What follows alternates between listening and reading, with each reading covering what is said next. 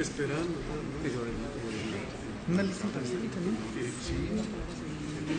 No, pero se lo que dijo que no.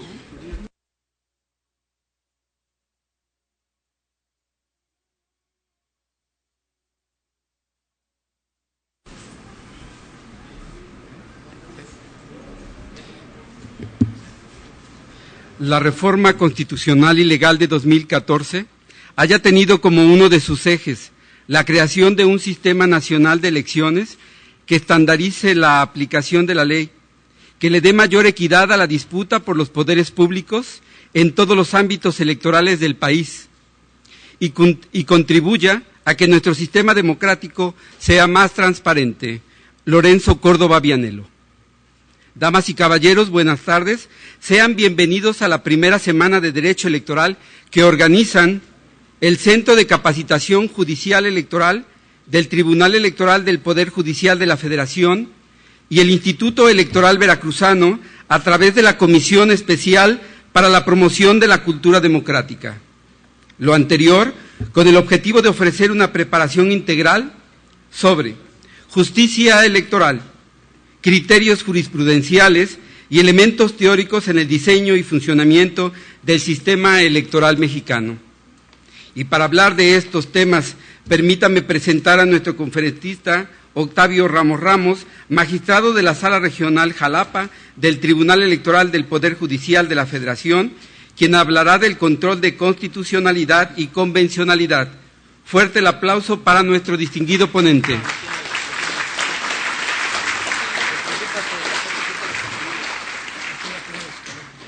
Le acompañan en el presidium Tania Celinia Vázquez Muñoz, consejera electoral del Consejo General de nuestro instituto y presidenta de la Comisión Especial para la Promoción de la Cultura Democrática.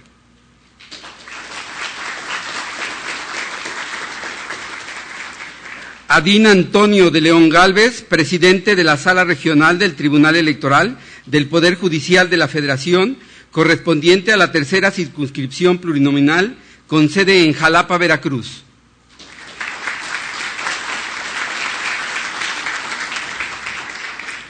Daniel Ruiz Morales, magistrado presidente del Tribunal Electoral del Poder Judicial del Estado de Veracruz.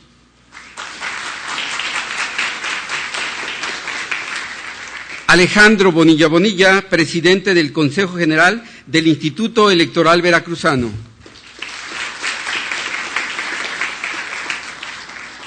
En el auditorio nos distinguen con su presencia nuestros consejeros electorales, Juan Manuel Vázquez Barajas, Jorge Alberto Hernández y Hernández, Iván Tenorio Hernández, Julia Hernández García, Eva Barrientos Cepeda. A los directores ejecutivos y funcionarios de nuestro instituto, a los representantes de los partidos políticos, a nuestros amigos representantes de los medios de comunicación, pero sobre todo a los asistentes a este ciclo de conferencias, muchas gracias a todos por estar aquí. Cedo el uso de la voz a la doctora Tania Celina Vázquez Muñoz, quien dirigirá un mensaje de bienvenida, en su carácter de presidente de la Comisión Especial para la Promoción de la Cultura Democrática. Muchas gracias. Un hombre sin un voto es un hombre sin protección. Lyndon Johnson. Buenas tardes. Saludo cordialmente a los miembros del Presidium que nos acompañan esta tarde, magistrado Adín Antonio de León Gálvez, quien es presidente de la Sala Regional Jalapa del Tribunal Electoral del Poder Judicial de la Federación. Gracias por acompañarnos esta tarde, magistrado. El magistrado Daniel Ruiz Morales, quien es presidente del Tribunal Electoral del Poder Judicial del Estado de Veracruz. Al magistrado Octavio Ramos Ramos, quien es también integrante de la Sala Regional Jalapa, perteneciente a la tercera circunscripción, y por supuesto al licenciado Alejandro Bonilla Bonilla, quien es presidente del Consejo General del Instituto Electoral Veracruzano. De igual modo, saludo a todas y a todos y a cada uno de mis compañeros consejeros electorales de este organismo público local electoral. Es un honor también contar con los representantes de los partidos políticos quienes forman parte de este ejercicio electoral. Pero especialmente agradezco la asistencia de todas y todos los ciudadanos interesados en la promoción de la cultura democrática y el fortalecimiento de nuestro sistema electoral. Las elecciones son la principal forma de expresión ciudadana como parte de una democracia representativa. Los ciudadanos contamos con instituciones que configuran el cambio del poder público de una manera formal y pacífica. Así, autoridades electorales y partidos políticos, pero también los ahora candidatos independientes, somos parte de este cambio democrático.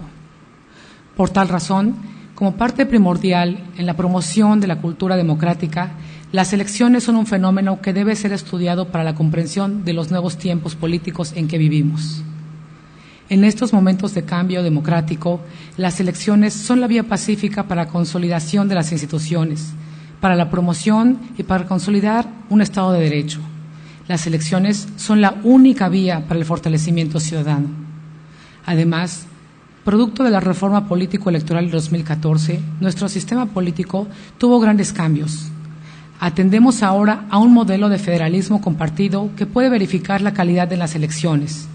Establecer este parámetro de cambios es primordial para la legitimidad de la democracia. Hoy nos unen los principios democráticos expresados en nuestra Constitución política. Estamos aquí porque creemos en la capacitación y educación cívica. Solo la ciudadanía informada podrá ejercer un voto razonado, apegado a los valores democráticos y al fortalecimiento de un Estado de Derecho. Sean todos ustedes bienvenidos y les reitero nuevamente nuestra apertura como instituto, como OPLE, para llevar a cabo toda una serie de actividades de la mano de la Federación que hoy nos distinguen con su presencia y participan con nosotros para fortalecer precisamente esta parte de la capacitación y de la cultura democrática que tanto necesitamos, que tanto necesita Veracruz y de la que estoy segura que con su ayuda podremos fortalecer en muy poco tiempo. Muchas gracias.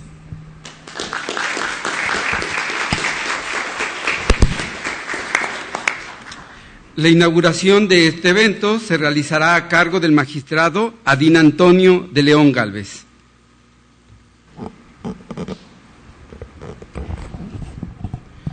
Muy buenas tardes. En primer lugar, es motivo de mucha satisfacción para quienes integramos el Tribunal Electoral del Poder Judicial de la Federación, específicamente para quienes tenemos el honor de integrar la Sala Regional Jalapa, estar iniciando esta semana de Derecho Electoral con el Instituto Electoral Veracruzano. En lo personal es motivo de mucha alegría poder estar prácticamente con la nueva integración de esta autoridad electoral, a quienes en su momento tuve oportunidad de saludar y de desearles el mejor de los éxitos y todos los parabienes en este reto que implica el proceso electoral que está por iniciar, y todo ello lo hice en una misiva. El día de hoy tengo la oportunidad de saludarlos personalmente, presidente, consejeras, amigas y desde luego señores consejeros. Es para mí un privilegio poder estar aquí con ustedes y desde luego reiterarles el reconocimiento por esta nuevo reto, por este nuevo derrotero que de manera conjunta van a enfrentar. Qué privilegio poder estar aquí con ustedes. Amigos representantes de los partidos políticos a quienes tuve oportunidad de saludar y que puedo ver en este momento, y desde luego a todos los integrantes de esta nueva etapa del Instituto Electoral Veracruzano. Es un gusto saludarlos, y a todos los asistentes a este evento también desde luego es un privilegio poder dirigirme a ustedes. Estamos en el umbral de un nuevo proceso electoral, un novedoso proceso electoral en donde tendremos una renovación del titular del Ejecutivo Estatal, que de suyo ya por la periodicidad del nombramiento y de su duración, pues es un proceso electoral muy interesante que nos traerá desde luego muchas experiencias, muchas reflexiones al final, la renovación de la legislatura estatal, pues sin duda alguna también trae consigo retos y muchos aspectos dignos de posteriormente analizar y valorar las nuevas normas electorales que regulan a nuestra materia electoral. Ejercicios de capacitación como el que iniciamos el día de hoy, pues constituyen una de las ventanas de oportunidad del Tribunal Electoral del Poder Judicial de la Federación de difundir la cultura democrática, de difundir la capacitación en relación con el fenómeno electoral, con los sistemas electorales, con la justicia electoral en particular, y es un motivo de mucho gusto el poder llevar a cabo y cristalizar en esta primera etapa una serie de actividades conjuntas que realizará el Tribunal Electoral a través de la Sala Regional Jalapa y del Centro de Capacitación Judicial Electoral, dirigidas a analizar todos y cada uno de los aspectos interesantes y propios del proceso electoral. Por lo tanto, estamos iniciando una semana de derecho electoral, pero que sin duda alguna será también el primer paso de una relación muy profunda entre las dos instituciones en el aspecto de la capacitación y de la difusión de la cultura democrática. Desde luego, deseo el mejor de los éxitos para esta actividad que iniciamos en este momento y, desde luego, será un privilegio que podamos seguir participando conjunta y activamente en todas las actividades que con posterioridad vayamos programando. Sin más preámbulo, y dado que tenemos un gran expositor en la mesa, tenemos al don Octavio Ramos, quien seguramente al final de la plática, y quienes no lo conocen, pero quienes lo conocen saben que no estoy exagerando, y quienes no lo conocen saben que al final de la plática me darán la razón de por qué es mejor dedicar y no quitarle tiempo a la exposición de don Octavio. Si me lo permiten, vamos a proceder a la inauguración del presente evento.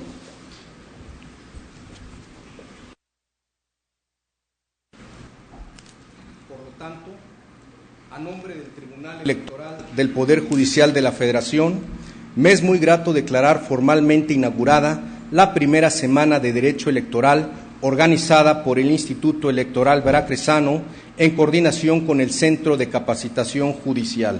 Y por lo tanto, siendo las 17:42 del día lunes 26 de octubre de 2015, deseo el mayor de los éxitos para esta actividad.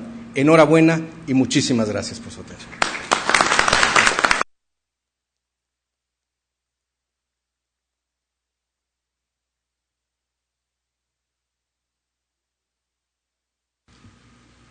Voy a solicitar a los integrantes del Presidium pasen a tomar un asiento si son tan amables aquí en el auditorio.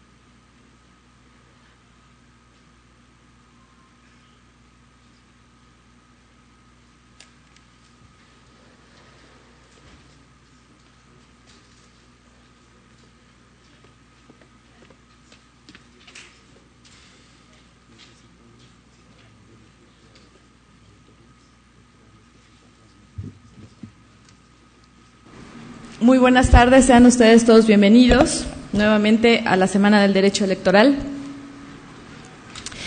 Y bueno, en esta ocasión es un honor para mí presentar al magistrado Octavio Ramos, quienes en diferentes etapas de la vida profesional hemos coincidido y de quien he adquirido y me ha dado grandes enseñanzas. Debo de destacar también que el magistrado Octavio Ramos me distingue con su amistad y por ello puedo dar testimonio que no solo es un gran, pero gran profesionista, sino también un gran ser humano. En esta ocasión, el magistrado Octavio Ramos nos compartirá la conferencia magistral intitulada Control de Constitucionalidad y Convencionalidad, por lo cual me permito leer una breve síntesis curricular de su tan destacado jurista. El magistrado Octavio Ramos es integrante de la Sala Regional Jalapa. Además, es licenciado en Derecho y maestro con mención honorífica en la vertiente de Derecho Constitucional, Administrativo y Amparo por la Universidad Nacional Autónoma de México. Maestro en Ciencias Jurídicas con mención honorífica por la Universidad Panamericana, institución en la que ha concluido estudios de doctorado en Derecho. También es especialista en argumentación jurídica por la Universidad de Alicante. Cuenta con el certificado de estudios avanzados en el programa de doctorado en Derecho Constitucional y con un máster sobre Justicia Constitucional y Derecho Electoral por la Universidad de Castilla-La Mancha. En el año 2005 ingresó al Tribunal Electoral del Poder Judicial de la Federación, donde se ha desempeñado como profesor investigador, capacitador e investigador por concurso de oposición en el Centro de Capacitación Judicial Electoral. En marzo de 2013 fue designado por el Senado de la República como magistrado integrante en la Sala Regional Jalapa. De igual manera, ha realizado actividades en el ámbito académico al impartir talleres y conferencias sobre argumentación e interpretación jurídica y distintos tópicos en materia electoral en todo el país. Y como ya lo anunciaba el magistrado Adín de León, no quito más tiempo porque, como ustedes lo verán, es un excelente conferencista y maneja el tema de manera espectacular. Gracias.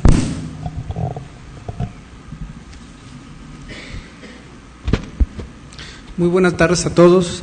En primer lugar, quiero agradecer la generosa invitación que hace el Instituto Electoral del Estado a la Sala Regional Jalapa, a la confianza institucional que existe, desde luego por conducto de su presidente y de las consejeras y consejeros que conforman este órgano. Me da mucho gusto tener esta oportunidad de estar el día de hoy aquí porque es el primer acto que se celebra de manera conjunta entre el nuevo OPLE y la Sala Regional Jalapa. Le hemos dado seguimiento al proceso de selección que se llevó a cabo en todo el país, en los órganos que faltaban, en los estados, y desde luego al estado de Veracruz. A nosotros nos resulta de gran relevancia el hecho de que se celebren este tipo de actividades porque nos ayuda a acercarnos institucionalmente a los trabajos electorales que nos son comunes. En el caso del OPLE, del Instituto, el órgano es la preparación, la realización y organización de las elecciones, y en el caso que nos corresponde a nosotros será, en su caso, conocer de la legalidad y constitucionalidad de los actos que se controvierten, que seguramente habrá varios que terminen en el área jurisdiccional, lo cual me parece que forma parte del diseño y es algo natural. También quiero reconocer desde luego la presencia y pues toda la deferencia que hace a mi favor y al órgano el magistrado presidente Adín de León Gálvez, nuestro líder en la Sala Regional Jalapa, a quien le agradezco que nos haya hecho el favor de acompañar, pero sobre todo la deferencia a sus palabras. Es un hombre muy talentoso, con mucha experiencia y nos ha guiado a los resultados que esta Sala Regional ha tenido el día de hoy. Sin mayor preámbulo, también debo de agradecer la deferencia de la amistad que comparto con las consejeras, las 3 consejeras y los consejeros que me distinguen también con la confianza de permitirnos estar aquí dialogando el día de hoy. Reitero y refrendo mi reconocimiento, también los retos que afrentan todos los que están aquí presentes, siendo parte o no del instituto. Si el día de hoy nos acompañan es porque algún vínculo común existe, y lo cual representa pues, lo que todos queremos que salga bien, que es la renovación democrática de los poderes. Sin mayor intención ya de tratar de eludir mi participación en el tema, quisiera decirles con toda la sinceridad que especialista en en el tema, no considero serlo. Es un área de aprendizaje que se está configurando desde 2011 y hoy todavía sigue teniendo varias aristas que falta por explorar y sobre todo por generar criterios. Cuando llega un asunto sobre inaplicación, sobre control de convencionalidad, sobre control de constitucionalidad, siempre es un reto para cada uno de los integrantes de la sala y desde luego también se nutren con el diálogo y la experiencia que mis compañeros integrantes de sala siempre son muy cuidadosos en ese tratamiento. Entonces, ya para empezar el diálogo del día de hoy, quiero compartirles que hace unos minutos hablé con el doctor Carlos Báez Silva, que es el director del Centro de Capacitación Judicial Electoral. Él es el responsable en gran medida de generar el vínculo académico que hoy nos une. También la doctora Tania, consejera, ha sido un puente institucional muy importante desde otros momentos, no nada más en esta oportunidad. Y me dice el doctor Báez, en primer lugar, que les manda un cordial y afectuoso saludo. En segundo término, que está muy gustoso de que se tengan este tipo de actividades, pero también pues que está muy comprometido con que el diálogo que se tenga pues sea de lo más nutrido. Hoy tenemos una plática, que en realidad es esto, una plática, yo quisiera que fuera de café, por la confianza que eso genera, y ya va a venir gente del Centro de Capacitación que de manera particular va a tocar temas que requieren la atención de un taller o de aspectos prácticos. Dicho eso, también le pedí autorización al doctor Báez de acercar un material que fue elaborado por el Centro de Capacitación Judicial Electoral.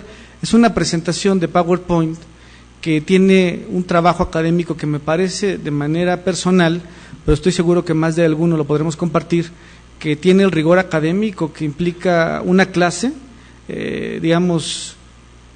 concreta, sintética, pero muy sólida de lo que es el tema. Por esa razón es que le pedí la autorización para acercarlo al instituto y dejarlo dentro de los archivos que van a tener a su alcance en el transcurso de estas jornadas de capacitación. Y de mi parte tampoco se estresen porque no voy a dar no voy a seguir las diapositivas, pero sí creo que es importante que ustedes se formen una opinión crítica. Este trabajo académico que el Centro de Capacitación realiza forma parte del debate interno que tienen dentro de los distintos integrantes, tanto capacitadores como investigadores. Hay un análisis académico y hay un análisis jurisprudencial. Me parece que eso es muy importante, por eso es que les acerco este material que de entrada es público y está al alcance de cualquier persona. Ahora bien, el primer punto en el que yo quisiera que dialogáramos es el concepto de derechos humanos. En lo personal, la vida profesional y la poca etapa académica que he tenido, me ha gustado mucho tocar los temas a partir de comprender las razones por las que se motivaron los cambios y por qué existen reguladas determinadas figuras. Me explico de la siguiente forma. Yo pudiera empezar a hablar de un concepto o de mi opinión sobre los derechos humanos, pero me parece que eso no reflejaría las preocupaciones y también los cuestionamientos y ese llamado a tratar de hacer algo distinto cuando un asunto de derechos humanos llega a la jurisdicción de la Sala Regional Jalapa. ¿Cuál es el motivo por el que me parece que es importante abundar un poco en lo que implican los derechos humanos?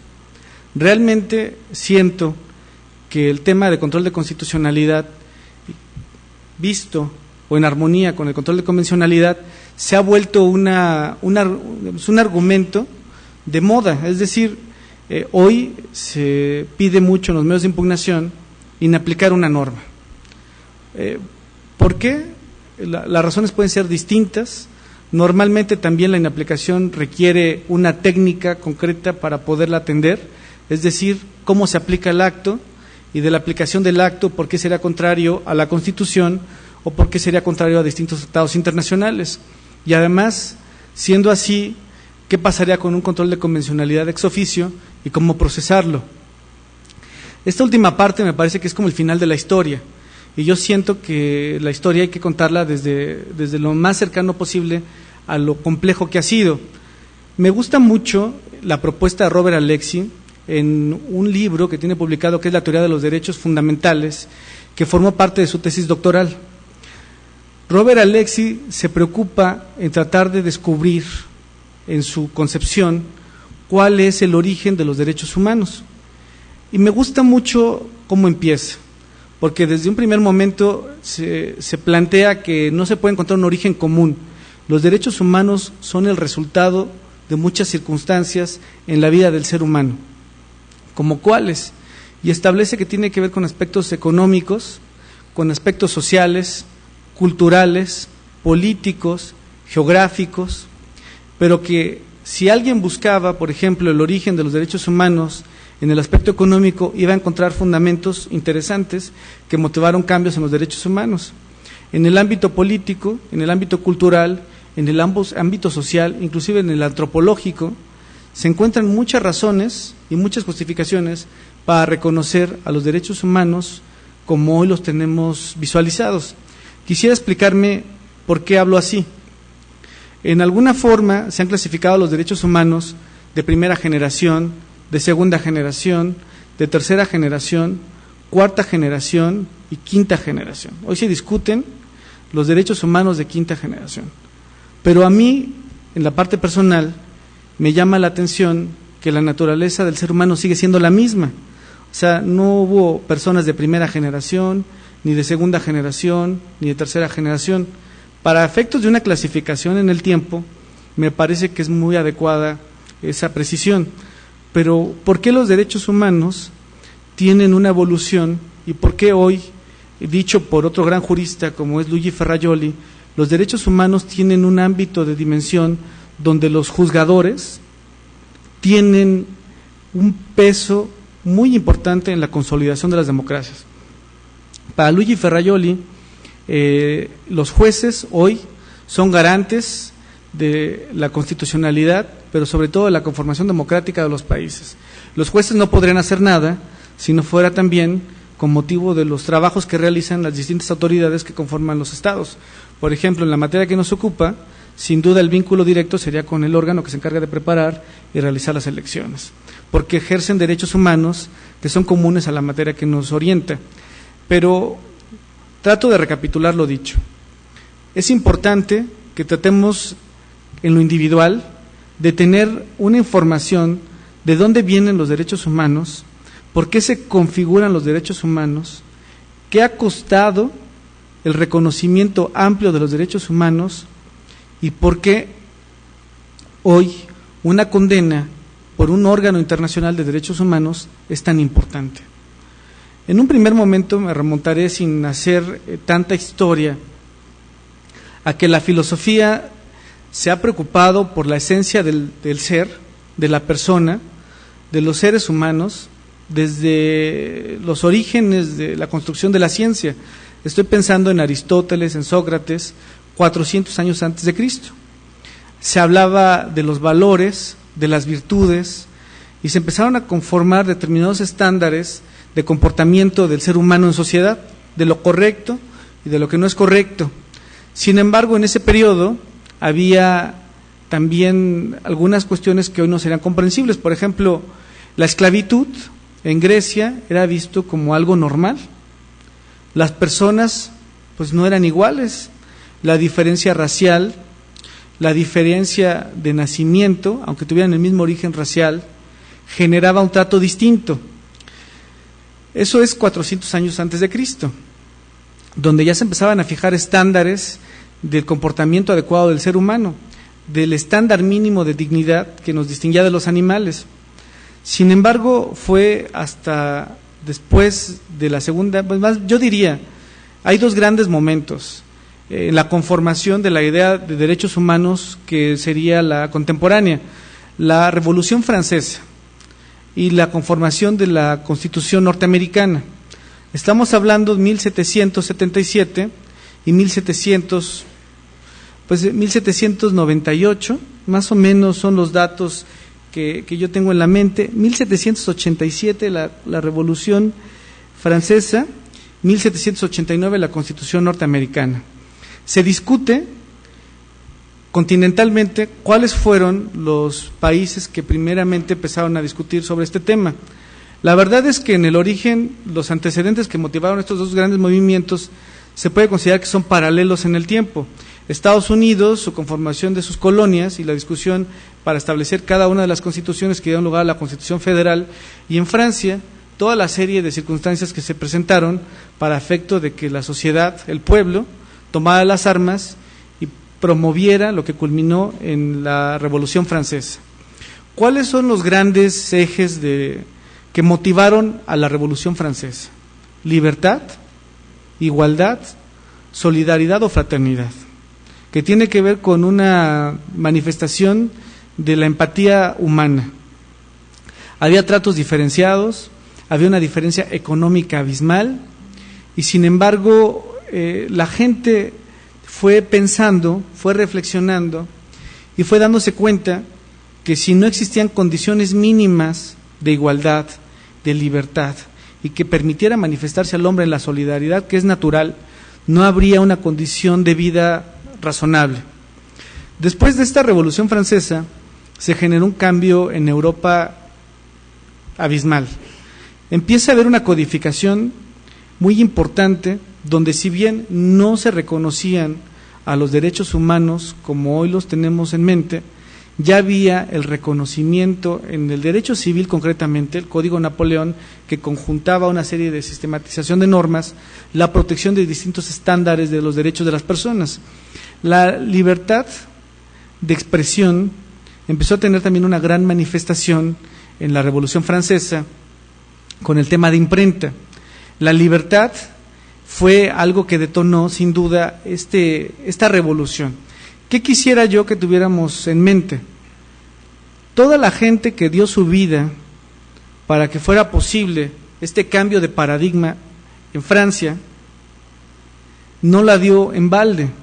Cuando hablamos de los derechos humanos, de manera personal, a mí me hace reflexionar que lo que hoy gozamos como un capítulo en la Constitución, a partir de 2011, con la denominación de derechos humanos, ha costado más que una reforma constitucional en el sistema jurídico mexicano. Si hablamos de un concepto de derechos humanos sin comprender el origen, las luchas, los problemas sociales, los económicos y los políticos, los culturales, estaríamos viendo una estrella en el cielo, cuando el firmamento se conforma por mucho más. Por otra parte, cuando se conforma la Constitución norteamericana, uno de los ejes que es fundamental, adicionado a la libertad y a la igualdad, es el derecho de propiedad. No había la posibilidad de que los que estaban colonizando una nueva tierra se sintieran propietarios de lo que tenían. Y por otra parte, ese derecho de pertenencia a una ciudadanía cambió la lógica del mundo. Ahora quisiera hacer una conclusión de lo que estoy diciendo. En Europa, después de la Revolución Francesa, la secuencia de los fenómenos que se fueron presentando fue generalizada. Las colonias, recordemos que en ese periodo el mundo estaba en control de quien colonizaba, es decir, Francia, Inglaterra, en su momento Italia, España. En América teníamos la realidad de España concretamente, en algunos casos Francia, por ejemplo estoy pensando en Brasil, en otro momento también estuvo presente desde los españoles, los portugueses, hubo una serie estoy pensando en Chile, en Argentina, los italianos, hubo una serie de movimientos que generaban colonización. La situación que guardaban las personas que eran originarias era una situación secundaria, discriminatoria, subyugada. Tenían que atender a los intereses de quienes eran los dominantes y pagar los insumos o los tributos que fueran correspondientes. El problema real se empieza a presentar cuando los que son originarios del lugar, hijos de los colonizadores, tenían un tratamiento distinto. Es decir, el problema ya no era formar parte de los grupos originarios, sino haber nacido en un lugar que no fuera el propio de la colonia. Esto fue generando una serie de independencias en todo el mundo. Cuando se presentan las independencias, hay un gran ejemplo también en el mundo, que es la Constitución norteamericana, que también cisma al sistema de la conformación de los estados, porque Inglaterra, sin tener una constitución escrita propiamente, también tenía una norma fundante. Todo esto empieza a generar la necesidad de establecer estándares mínimos para que las autoridades no abusaran del ejercicio del poder. Aquí me parece que es muy importante hacer una reflexión.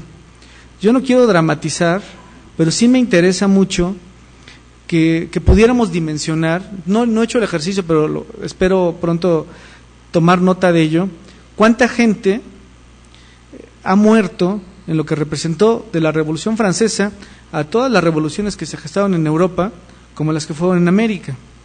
Y en realidad, si todos buscaban fines económicos, si había un fin político, también había una realidad en el trastorno de esto, que era justamente el reconocimiento de los derechos de los que no tenían un trato igual.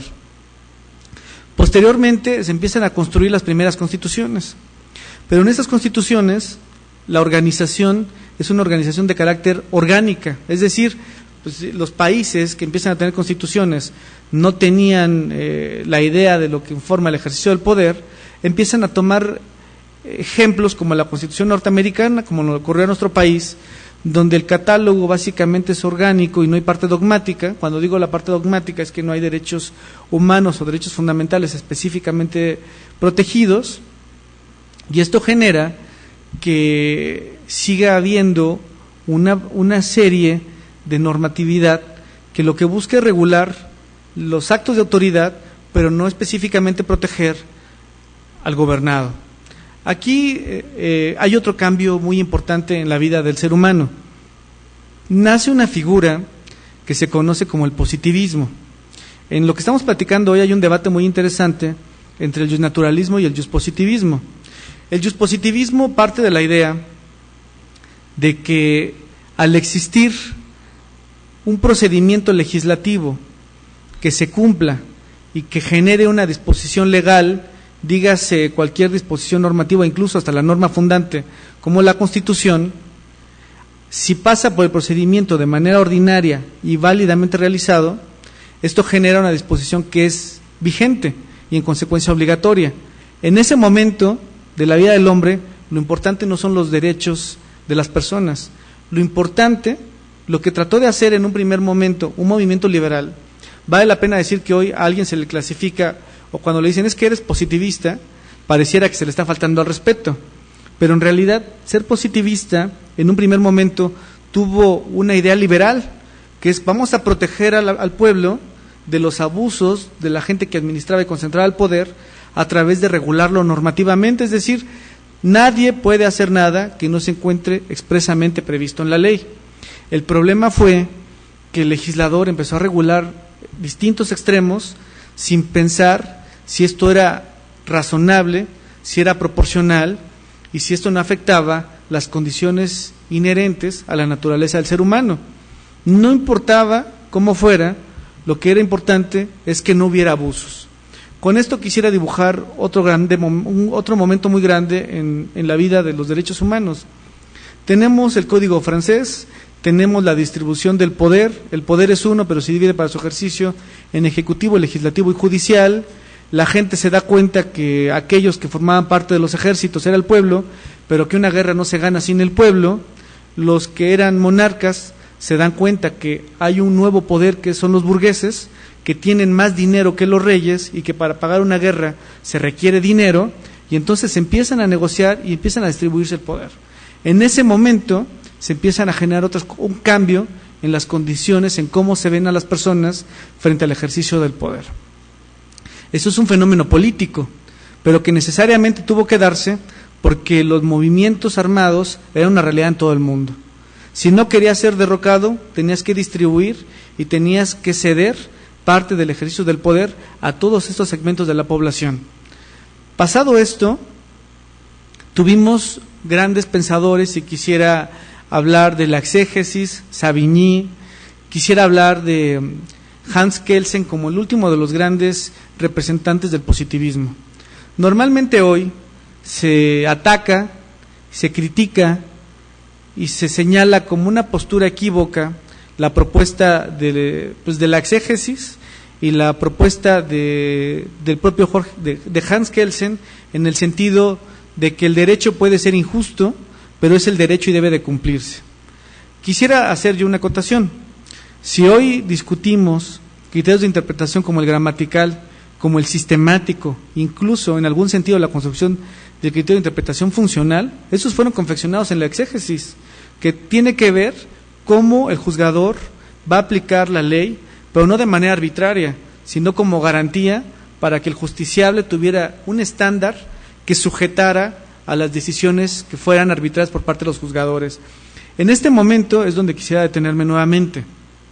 Los jueces, en un primer momento, cuando nacen como aplicadores del derecho, cuando ya se regulan todos los actos de la autoridad, los jueces tampoco tienen la capacidad de interpretar la norma, porque se estimó que si la interpretaban, iban a cambiar la lógica de lo que fue el propósito normativo regulado por el legislador y que en consecuencia se iba a invadir un área del ejercicio del poder que no le correspondía. A partir de este fenómeno que vivió el positivismo jurídico en la aplicación del derecho en el mundo, se empezaron a generar una serie de actos que fueron aberrantes en la historia del derecho. Estoy volteando o regresando otra vez a Europa con lo que representó la Primera y la Segunda Guerra Mundial. En la Primera y la Segunda Guerra Mundial sucedieron, como ustedes tienen conocimiento, una serie de fenómenos políticos, económicos, sociales y culturales que desencadenaron en un enfrentamiento entre personas, entre seres humanos. Desde luego el fenómeno político y económico son los que son más evidentes de percibir. Cuando se terminan ambas guerras, el recuento de las muertes es igualmente aberrante.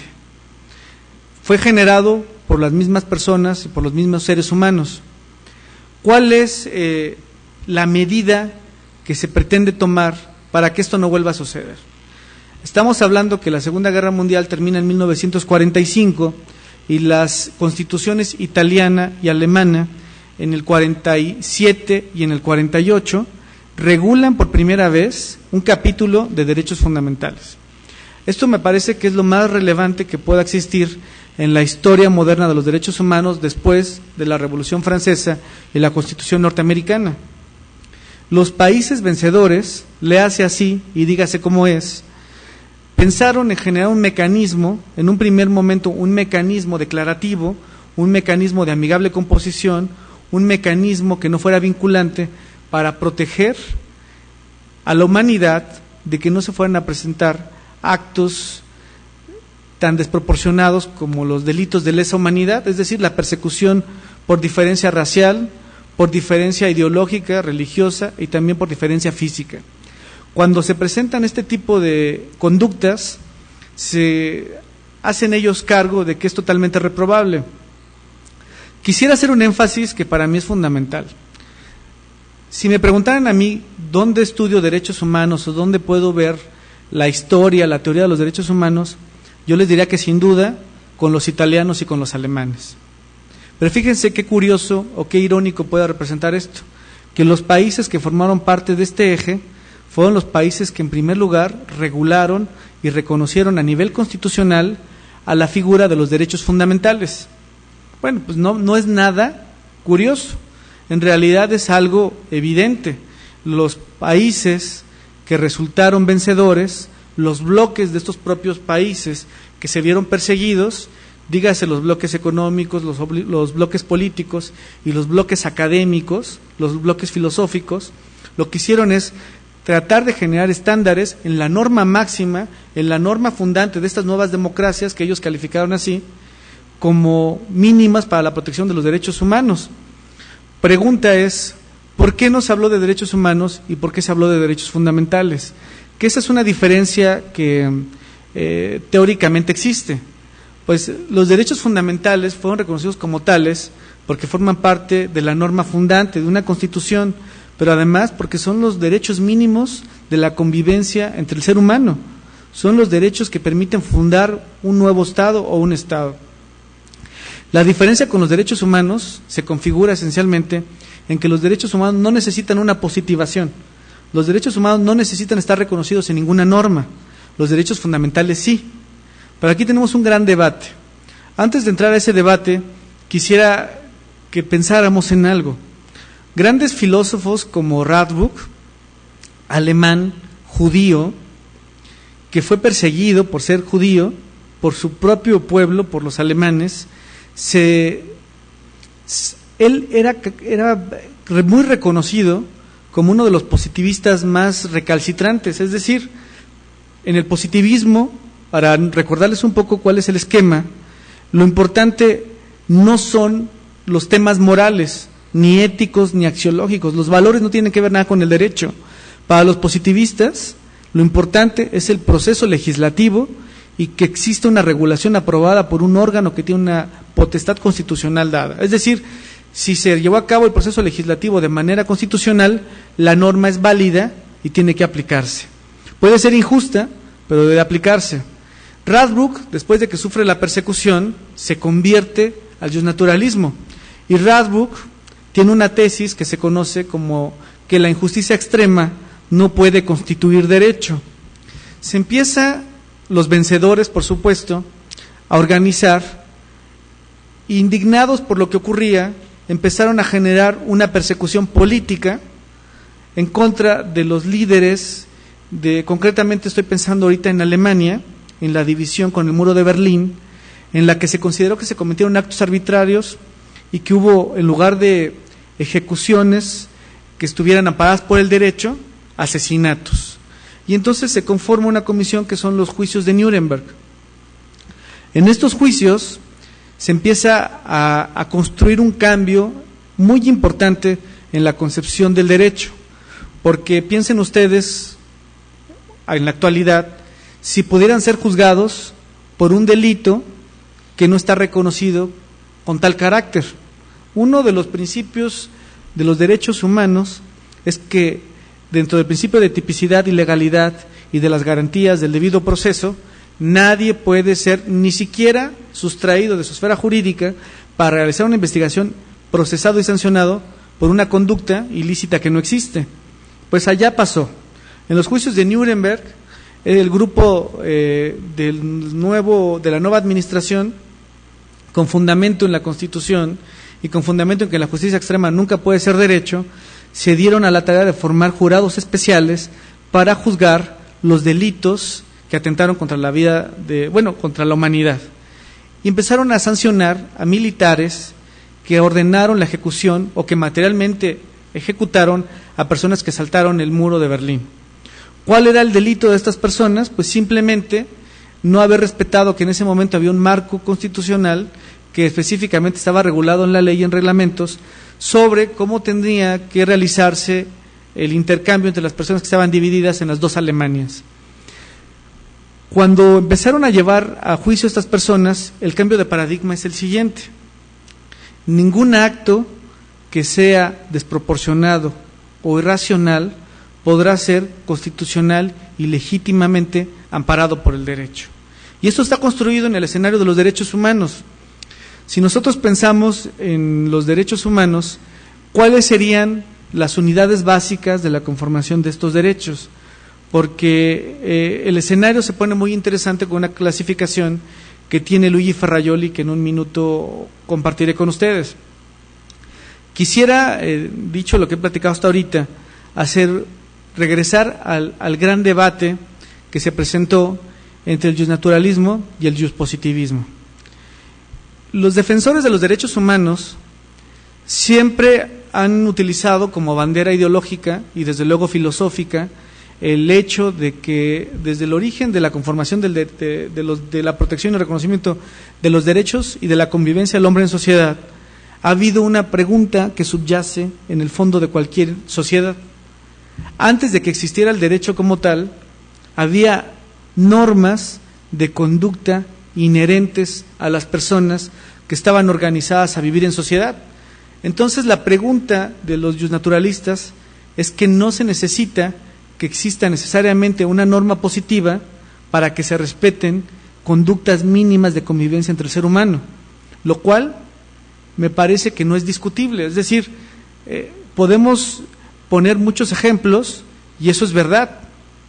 Aún en los escenarios más complicados, más inhóspitos, cuando no existía ni el margen mínimo de una disposición legal, cuando no existían inclusive los 10 mandamientos, cuando no existía una norma moral, ética, axiológica que nos guiara, sabía la humanidad que tenía que tener respeto por la vida, sabía la humanidad que tomar algo que no fuera propio era algo indebido. Desde la discusión filosófica de 400 años antes de Cristo, de Aristóteles, de Sócrates y de Platón, se discutía de las virtudes y de los valores de las personas. No había constitución, no había ni una idea mínima de lo que es una regulación, ni difusión de poder, ni ejecutivo, legislativo, ni judicial. Tal vez había algún escenario de construcción de democracia y de la vida de los hombres en sociedad, pero no existía una norma que regulara el comportamiento del ser humano. El propio Hans Kelsen, en su teoría pura del derecho, hay 2 teorías puras del derecho, pero las dos aportaciones de Kelsen en distintos momentos de su vida sobre la teoría pura del derecho, pero en ambas hay una coincidencia. Kelsen mismo reconoce que hay una norma presupuesta.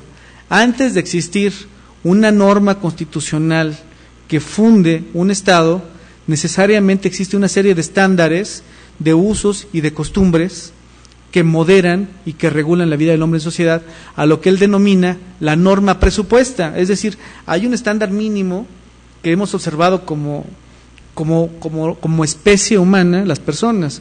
Ahora, la discusión de los naturalistas se ve derrotada con los positivistas, porque los positivistas señalan, bueno, está bien, reconocemos que hay derechos humanos, todo el mundo habla de ellos, pero nadie los ha visto, dónde están materializados, y dime cómo se protegen, y dime cómo se hacen exigibles, porque los positivistas establecen, está muy bien la Declaración Universal de los Derechos Humanos, pero no pasa de ser un acto declarativo. Dime cómo se hacen exigibles y cómo pueden hacerse respetar en el mundo, porque si somos personas y partimos de la idea de que son inherentes a cualquiera de nosotros, porque hay países, por ejemplo, pensando en una realidad cercana a nosotros, América Latina, Cuba, que ha tenido una apertura grandísima en los últimos años, sigue teniendo limitaciones a los derechos humanos. Tenemos escenarios como Bolivia, como Venezuela, donde los derechos humanos que ahora se cuestionan más son los derechos humanos relativos a la conformación de democracias, de que se respeten los derechos de votar, ser votado, que exista libertad en el sufragio. Tenemos otros escenarios, por ejemplo, en países, y fíjense cómo el cambio cultural es algo muy importante en la conformación de los derechos humanos. Estoy pensando en los países que están sujetos al Corán, que son musulmanes. Ahí existen amparadas conductas en el derecho, como que la mujer que engaña a su marido pueda ser condenada a muerte a pedradas. Existen en África lugares donde está válidamente reconocida la práctica de mutilación genital de las mujeres, donde estos escenarios, pues si existieran derechos humanos a las niñas, ¿por qué las van a someter a una toma de decisión en su sexualidad? Pues cuando ni siquiera tienen la posibilidad de defender esos derechos mínimos indispensables, porque los padres los vinculan a tomar esas decisiones. Con esto lo que quiero poner en la mesa es que los derechos humanos son tan complejos como nosotros mismos. Todos en algún momento hemos tenido alguna expresión, estoy seguro, de que eso es algo inhumano. El ser humano no puede permanecer incólume ante actos arbitrarios. Nuestra naturaleza, como los franceses, de solidaridad, de fraternidad, siempre se manifiesta en los peores escenarios. Me gustó mucho recientemente una expresión que en un primer momento les confieso que me generó como muchas dudas, de una novelista que escribe para adolescentes, donde ella dice que es especialista en zombies y que esto sirve para confirmar y para construir una democracia. Y entonces, bueno, yo no encontraba la relación. Lo que pensé es que una democracia sin mujeres no estaría viva, que es lo más cercano a un zombie, que es un muerto viviente. Pero me llenó mucho la apertura que me da con su comentario, porque me dice que en esos escenarios ficticios se generan sentimientos muy particulares de lo que es la humanidad. Afloran las mejores virtudes del ser humano, pero también afloran las peores digamos, para decirlo con sus términos, defectos que tenemos como seres humanos. Pedagógicamente en muchos países se hacen ensayos para educar a la ciudadanía con este tipo de ejercicios de utilizar la figura de los zombies. Por ejemplo, en Florida, a partir de los huracanes que han tenido y las tragedias que se presentaron, nadie estaba preparado, o la mayoría de la gente no estaba preparada para conocer los mecanismos que se tienen de protección civil.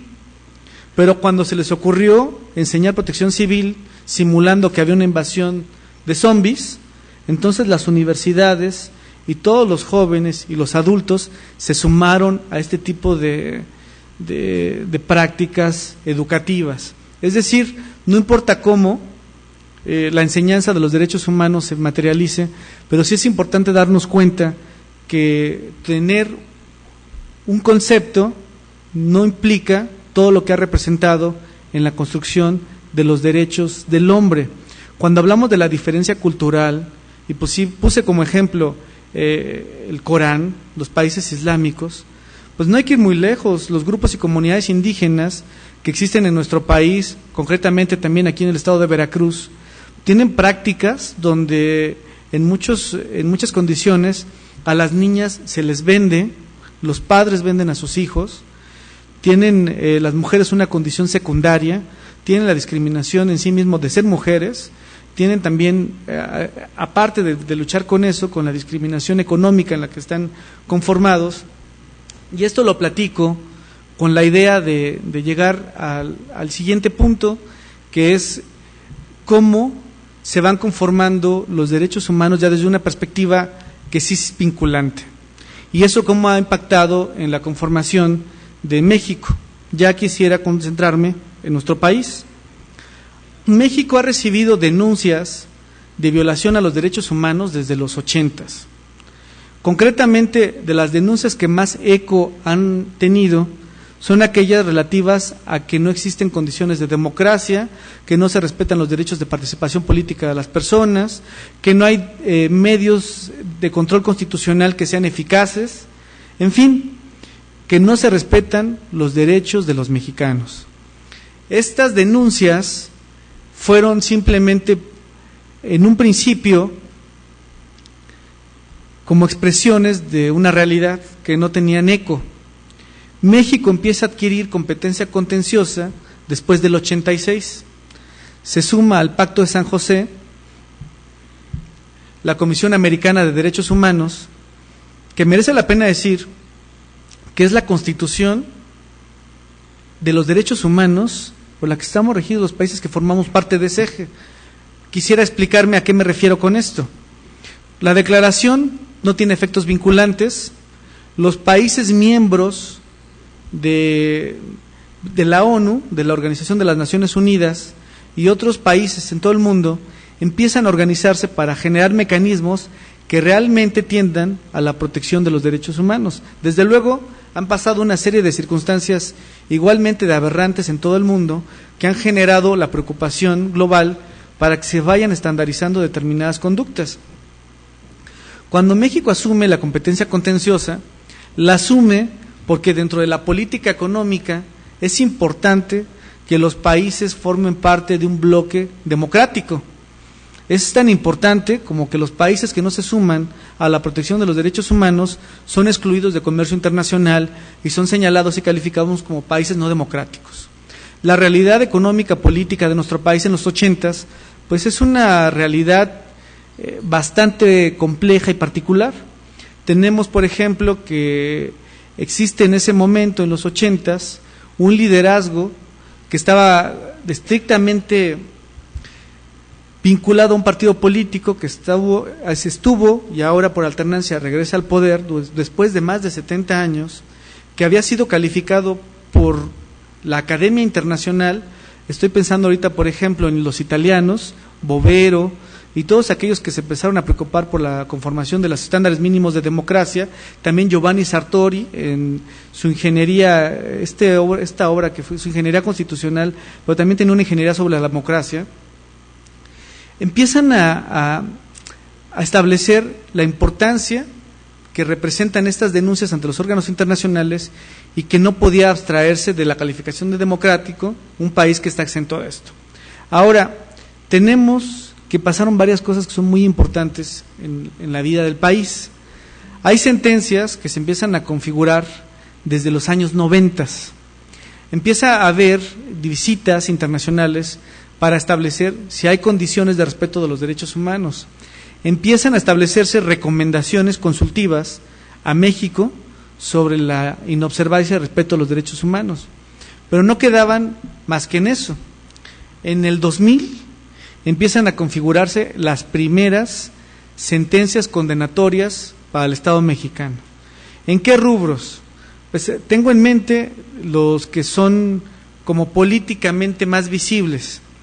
Está el caso de Campo Algodonero, las muertas de Juárez, donde cambia el diseño constitucional y cambia el diseño punitivo y el diseño legal sobre la presencia de las mujeres en la vida de los mexicanos. ¿En qué sentido? Antes de esa sentencia no estaba tipificado como delito el feminicidio. Después de la sentencia de Campo Algodonero, la condena del Estado mexicano es: no tienen idea de cómo debe de respetarse la protección de los derechos de las mujeres, pero en todos los sentidos, no tiene que ver nada con lo político, sino con lo social y con la diferencia que existe entre géneros y lo complicado que representa ser mujer en un acto de delincuencia. Los hombres, cuando son privados de su libertad, normalmente no son afectados en su integridad sexual. Las mujeres normalmente son atacadas en su integridad sexual. Las investigaciones y todos los hechos que esto implica cambiaron de manera total. Lo que es significativo es, en mi opinión, la molestia que se advierte por parte de la Corte Interamericana de Derechos Humanos, porque es en todos los rubros. Por ejemplo, se construyen afirmaciones como que es más peligroso y más complicado ser mujer en México que en otras partes de América Latina, pero que es más complicado ser mujer en Juárez que en todo el país. Y después este fenómeno se fue extendiendo o se fue visibilizando, porque no era un tema en otras partes del país, como en el Estado de México, y en algún sentido tampoco se ha exentado el Estado de Veracruz. La población es muy grande, eso implica que los problemas también sean muy grandes.